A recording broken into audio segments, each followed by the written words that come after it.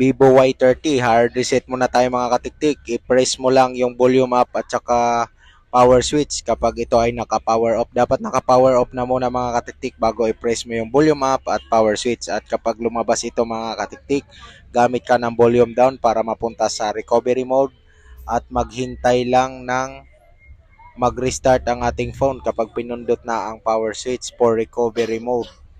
So, hintay-hintay lang tayo ng ilang seconds at lalabas na po ito. So, kapag makita nyo to, pindutin mo lang yung clear data and then clear all data. So, yun, may makikita kayong progress bar dyan sa baba. Ayan, dapat matapos yan. So, bago nyo to gawin, make sure lang na wala na kayong kailangang data or mga apps na ini-install nyo sa inyong cellphone kasi may erase po lahat, pati yung mga password nyo or lahat ng mga ini-install nyo na application. So, babalik po siya sa pinakadati niya. So, yun. Pagka na-restart na, babalik na po siya sa pinakadati niya, mga katiktik. So, set up mo na lang. Next na lang.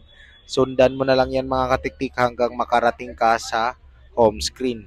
So, ganun lang ang pag-hard reset ng Vivo Y30. Vivo 2019.